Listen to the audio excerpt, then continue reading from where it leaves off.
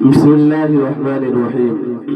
عن أبي هريرة رضي الله عنه قال قال رسول الله صلى الله عليه وسلم: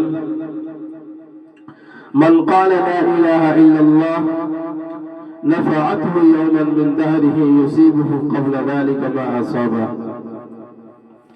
حضرت ابو ہریرہ رضی اللہ عنہ سے روایت ہے کہ رسول اللہ صلی اللہ علیہ وسلم نے ارشاد فرمایا: جس نے لا الہ الا اللہ کہا اس کو یہ کلمہ ایک دن یعنی یوم قیامت ضرور فائدہ دے گا، یعنی نجات دلائے گا، اگرچہ اس کو کچھ نہ کچھ سزا پہلے بھگتنا پڑے۔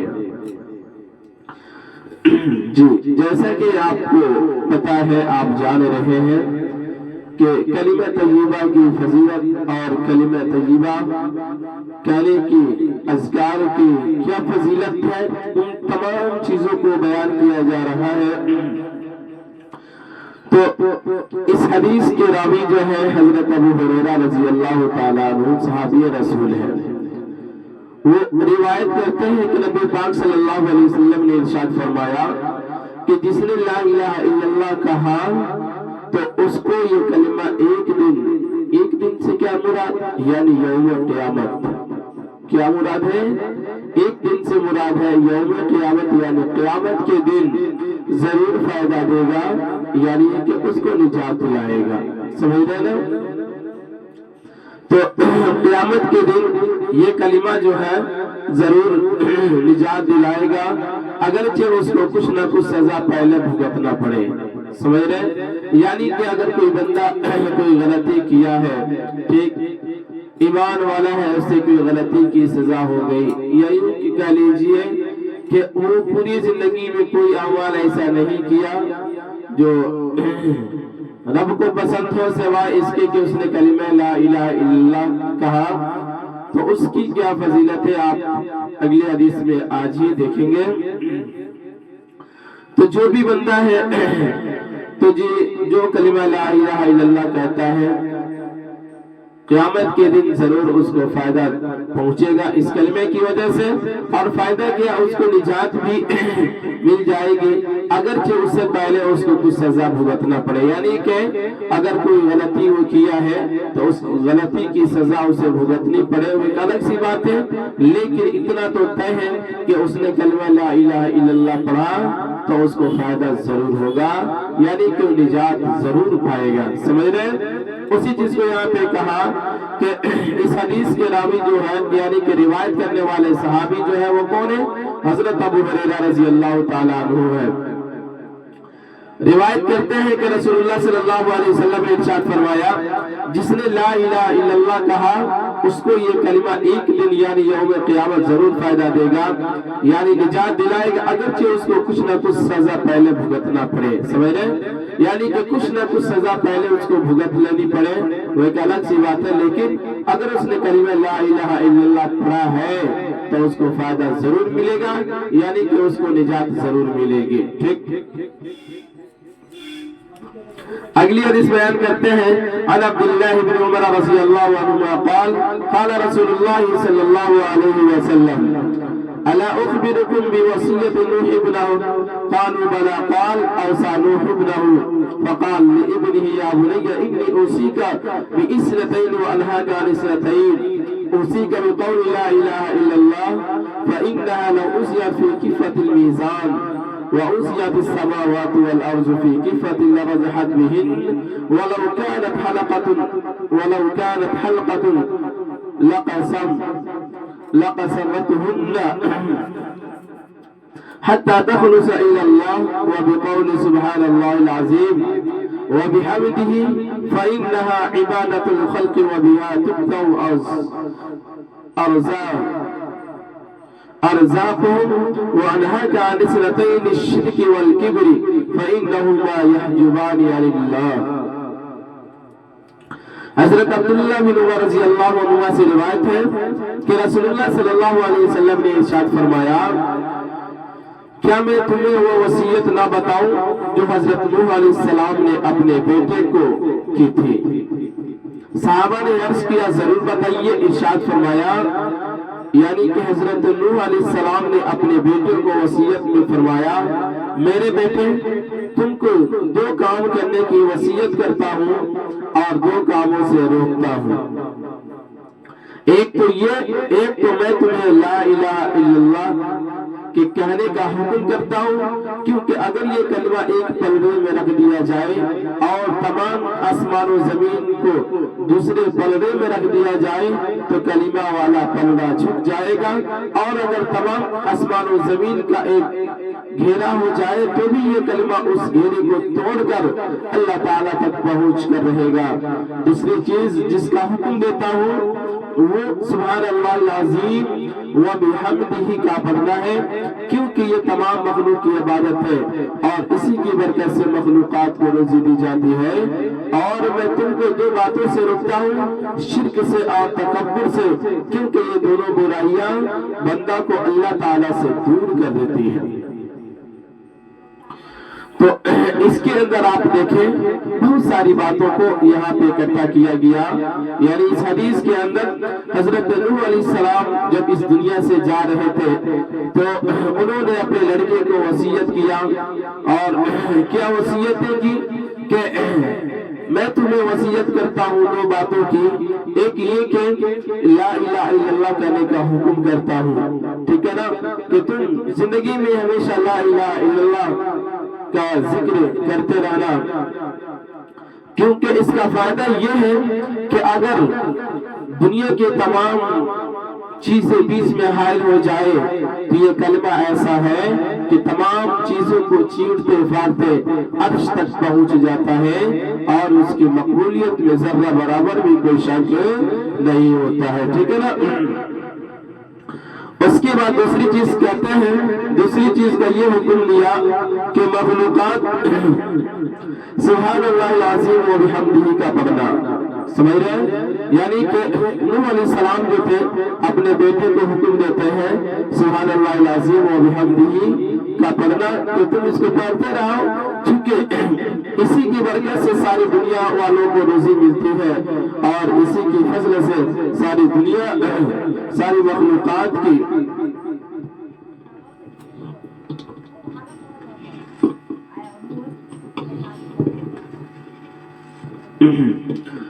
اور اسی کی برکت سے مخلوقات کو روزی دی جاتی ہے، ٹھیک ہے نا۔ یعنی کہ سبحان اللہ العظیم و بحمدہ کہتے ہیں کہ اللہ ہی کی جانب سے سارے لوگوں کو ساری مخلوقات کو روزی ملتی ہے۔ ان 2 کلمات کو تم ہمیشہ ذکر کرتے رہنا، اور اس کے بعد بیان کیا یہاں تو 2 چیزوں کو حکم دے دیا، اور آپ نے پڑھا کہ نوح علیہ السلام نے انہیں کہا کہ میں تمہیں 2 چیزوں سے بھی روکتا ہوں، یعنی 2 چیزوں کو کرنے کا حکم دیتا ہوں۔ ایک تو یہ ہے کہ تم سبحان اللہ العظیم و بحمدہ کا ذکر کرو اور کلمہ طیبہ کا ورد کرتے رہو، اور 2 چیزوں سے منع کرتے ہیں، وہ یہ کہ ایک یہ کہ تم شرک مت کرنا اور دوسرا یہ کہ تم تکبر مت کرنا، ٹھیک ہے نا۔ چونکہ شرک اور یہ تکبر یہ دونوں ایسی چیزیں ہوتی ہیں کہ بندہ کو اللہ تعالیٰ سے دور کر دیتی ہے، سمجھ رہے؟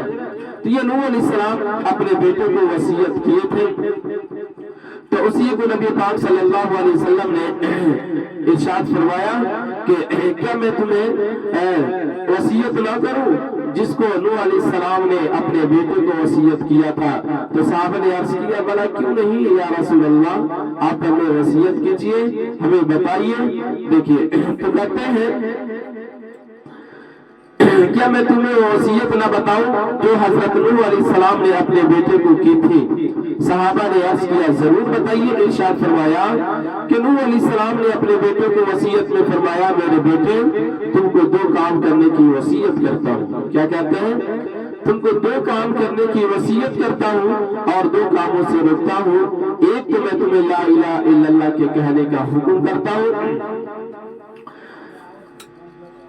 کیونکہ اگر یہ کلمہ ایک پلڑے میں رکھ دیا جائے اور تمام آسمان و زمین کو دوسرے پلڑے میں رکھ دیا جائے تو کلمہ والا پلڑا جھک جائے گا، سمجھ رہے نا، یعنی کہ وہ بھاری ہو جائے گا، اس کی اتنی زیادہ فضیلت ہے۔ اور اگر تمام آسمان و زمین کا ایک گھیرا ہو جائے تو بھی یہ کلمہ اس گھیرے کو توڑ کر اللہ تعالیٰ تک پہنچ کر رہے گا۔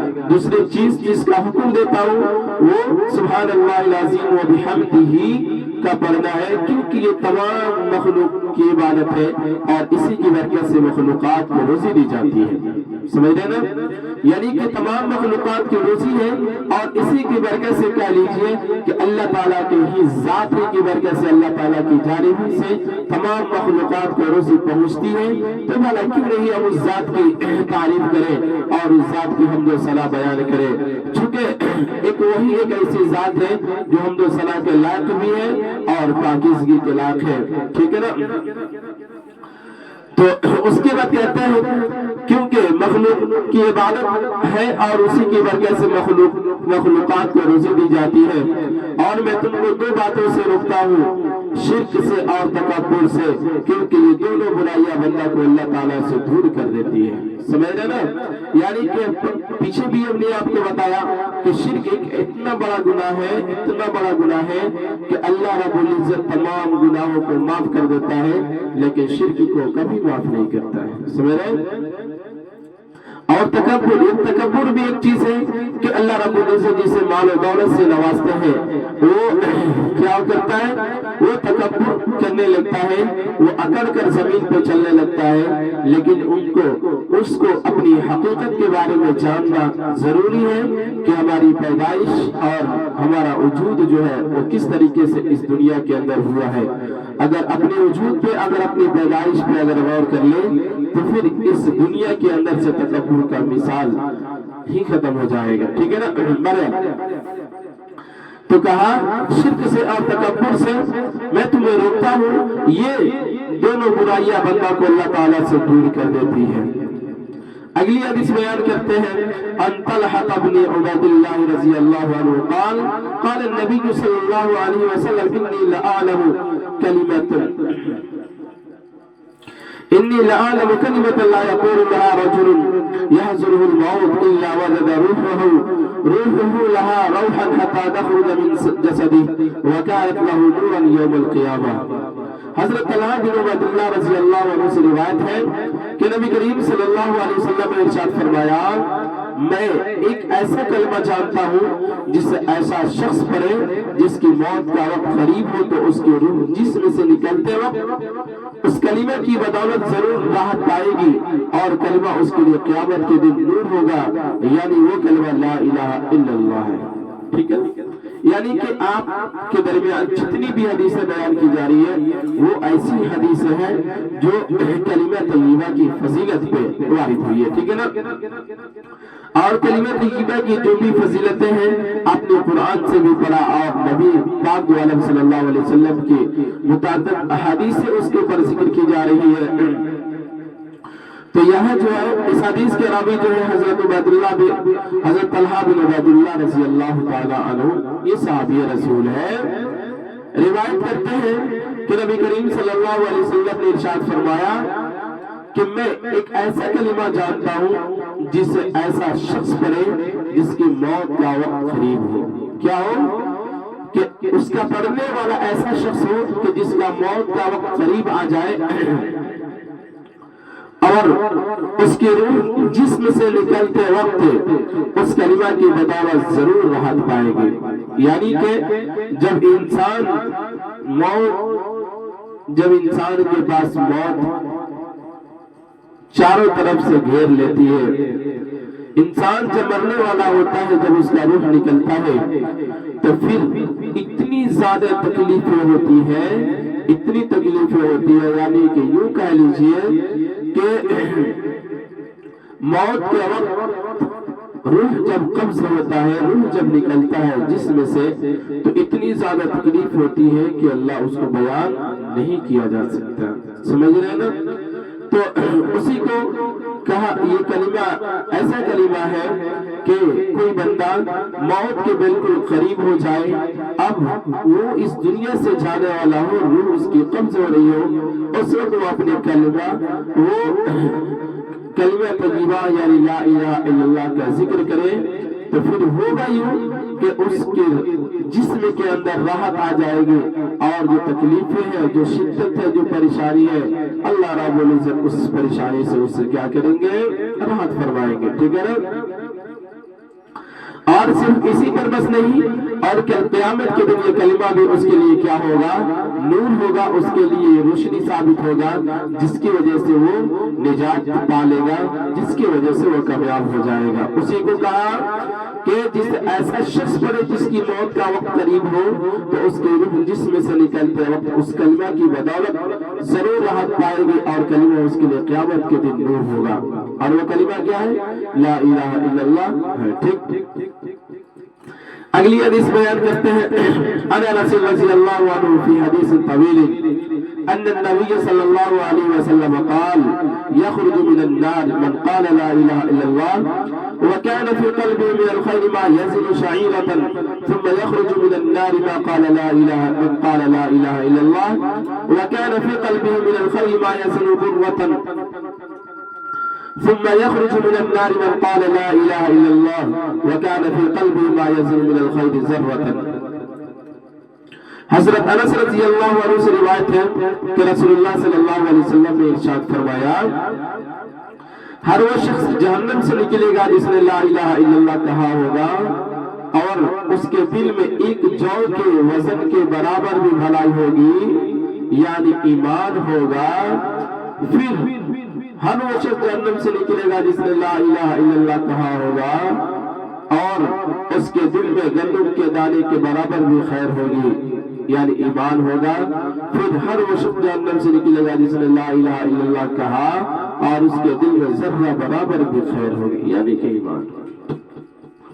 دیکھیں یہاں پہ جو اس حدیث کے اندر جو بیان کیا گیا وہ یوں بیان کیا گیا کہ جس نے کلمہ طیبہ پڑھا، جس نے لا الہ الا اللہ پڑھا، تو اللہ رب العزت ان تمام شخص کو کیا کریں گے؟ جہنم سے آزاد کر دیں گے، جہنم سے ضرور نکالیں گے، سمجھ رہے نا؟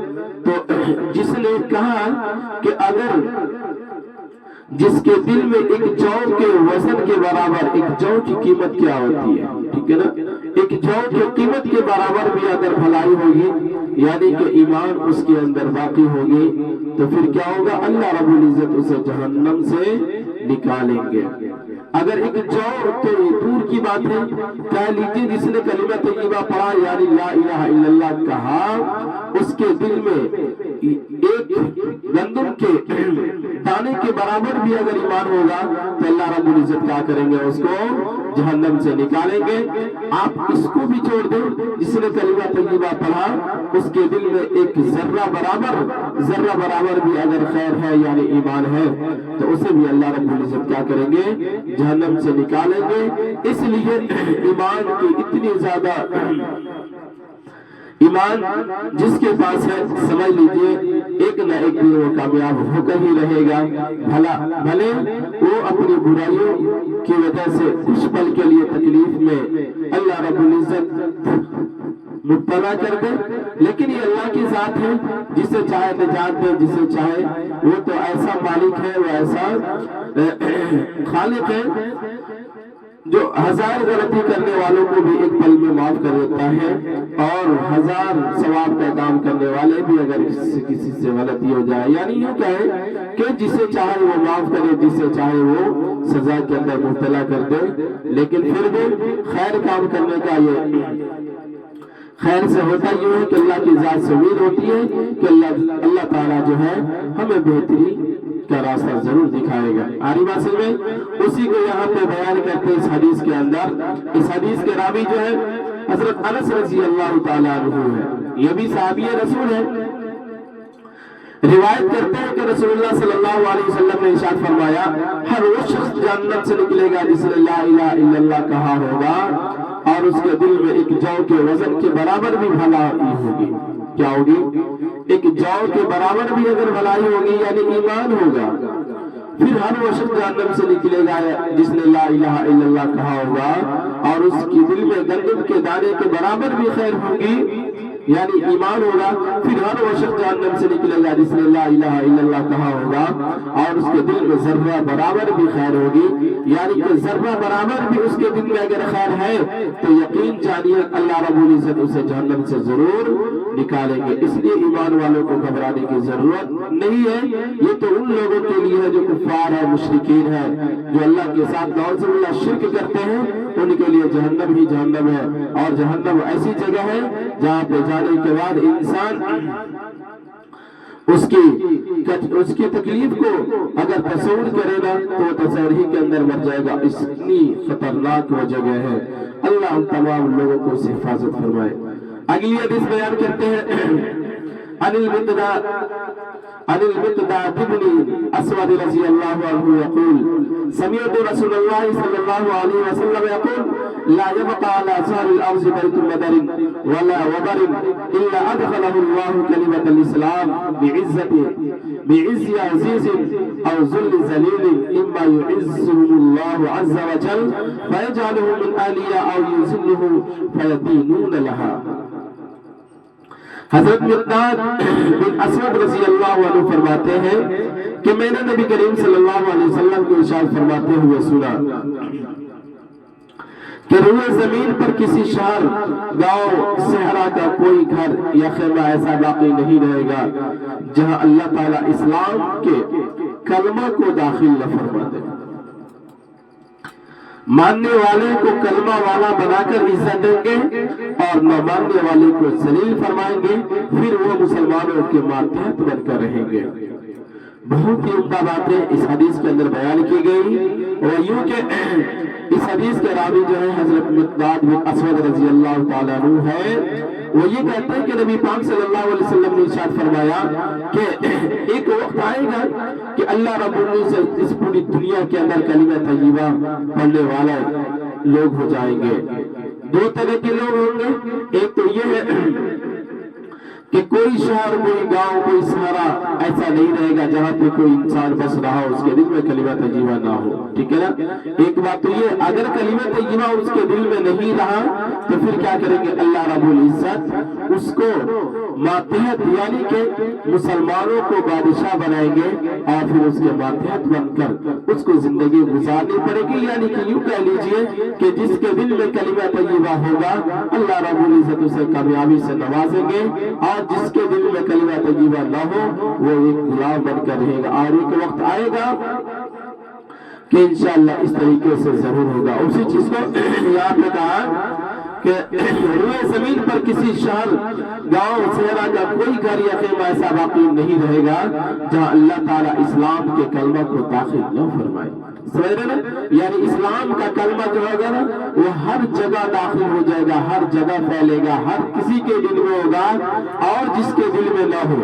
यानी क्या, मानने वाले को कलमा बनाकर इज्जत देंगे, जो मान लेगा उसको इज्जत मिलेगी, और जो नहीं मानेगा, न मानने वाले को फिर क्या मिलेगा, जलील फरमाएंगे और फिर वो मुसलमानों के मातहत बनकर रहेंगे। यानी कि उनके वो नीचे ही रहेंगे, उनके गुलाम बनकर रहेंगे, वो उनके सरदार बनकर नहीं रहेंगे, बल्कि सरदार वही होंगे जो कलिमा तय्यबा जिसके दिल में होगा वही क्या होगा, सरदार होगा। ठीक है ना।